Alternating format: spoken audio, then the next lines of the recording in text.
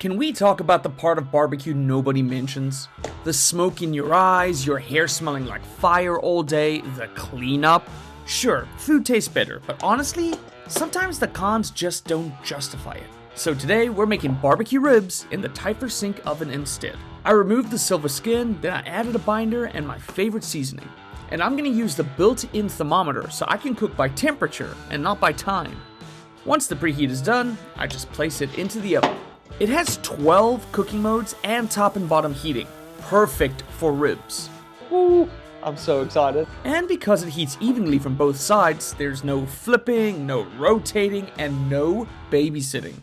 About halfway through, I glaze the ribs, then send them right back in so that sauce can get caramelized and sticky. Would you look at that, it's ready. Right out of the oven, steaming and glistening. I remove the probe first, then I get to slicing before serving. And the end result? It's just as tender, sticky, and as satisfying as smoker ribs. Minus the smoke and the mess and the weight, of course. Taste test. You know I had to go in for more. I will 100% be doing this again. No regrets.